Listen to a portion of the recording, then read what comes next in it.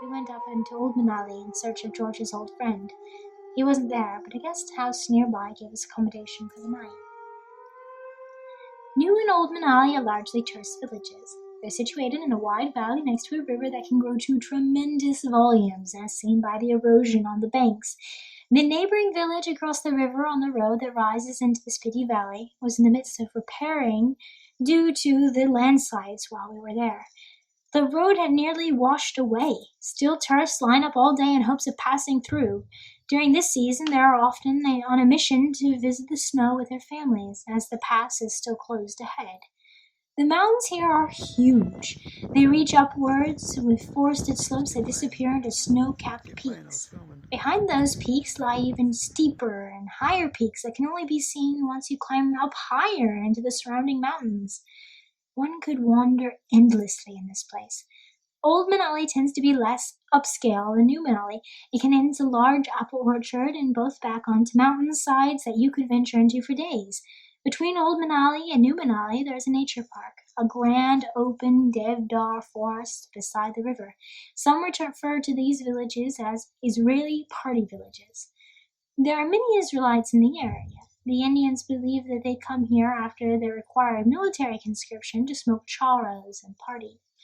When we first arrived in Old Manali, the season was off to a slow and late start. The unexpected late snowfall that year had moved the tourist season back by several weeks. The apples were just beginning to bloom, and the nights were still somewhat cold. I felt strange in this village. Everywhere you walked, there was either merchants asking for your business or Israelites that were hesitant to interact with anyone other than their own countrymen. The local people have been replaced by giant concrete structures and their capitalistic owners.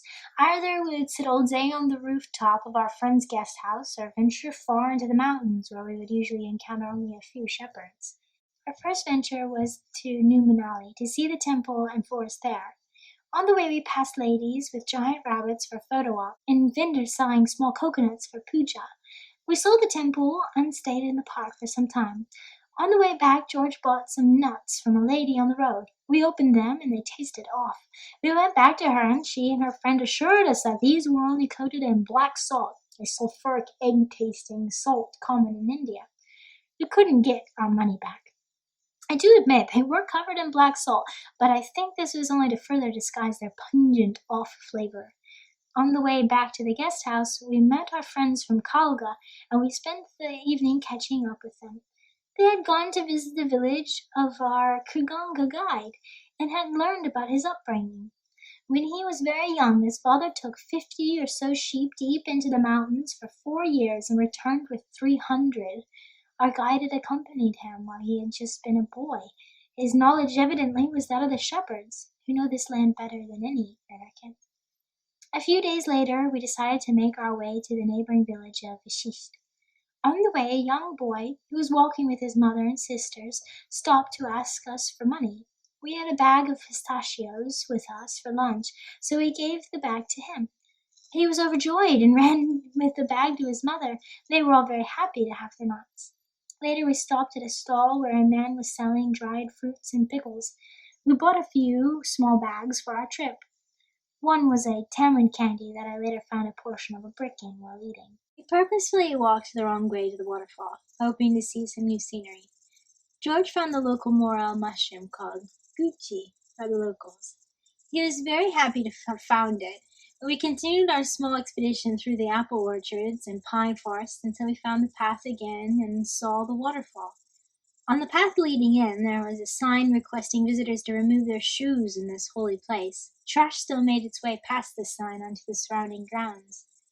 We slowly made our way back to Old Manali, across the river and through the forests on the other side of the valley. The time that we spent in Old Manali passed strangely. Many days it rained, and we either went on short walks nearby or stayed indoors. It gave me a lot of time to think about the experiences we had been having.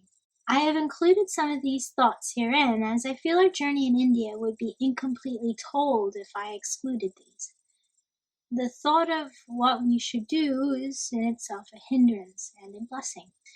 To look into the future and test the probabilities and outcomes gives us the calculative advantage over our earthling fellows, but not necessarily an overall advantage. as we can spend energy ineffectively making permutations to reflect future possibilities.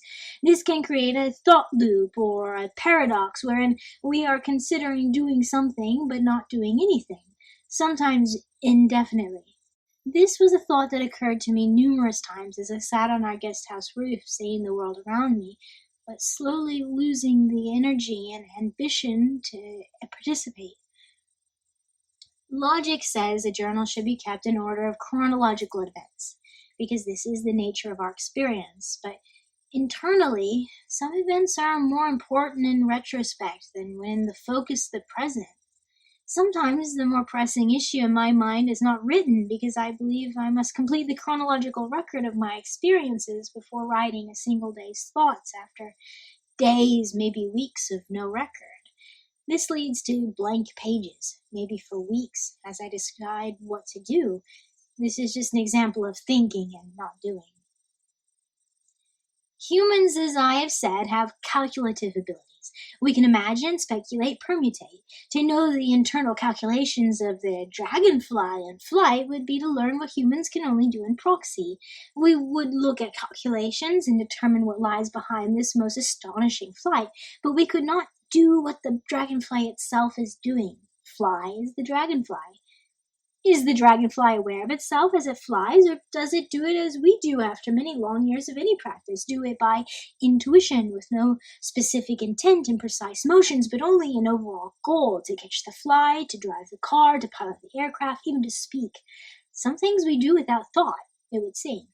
Is the willingness or eagerness to tap into this subconscious action unique to humans, or are mathematical languages or are our tactics in doing so far inferior to the ability that arises naturally to understand the subconscious with careful attentiveness?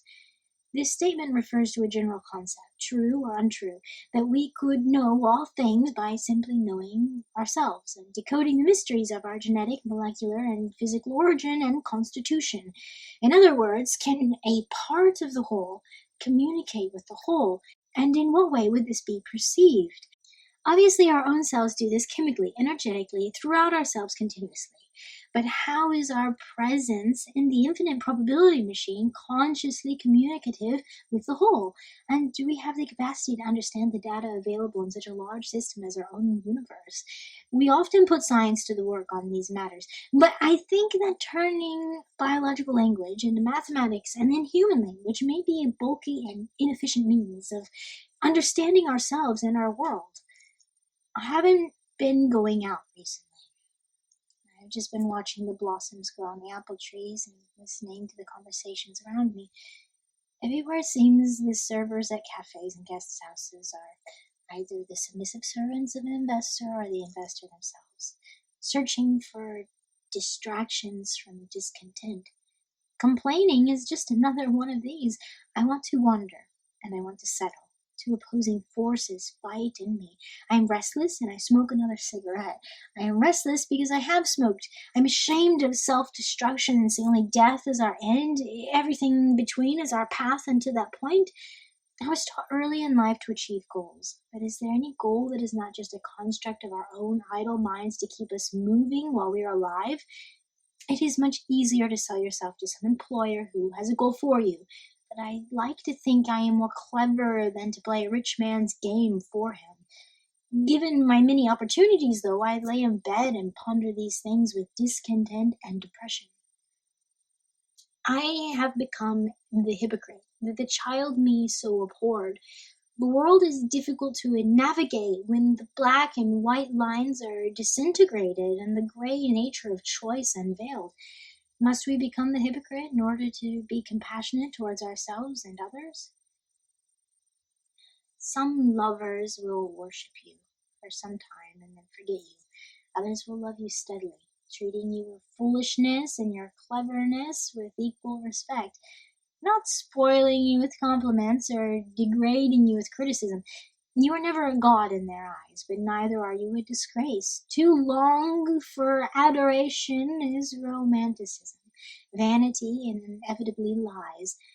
Isn't it worship that creates a god, anyways? The imagination grants us the fullness of our desires or the despair of our greatest fears.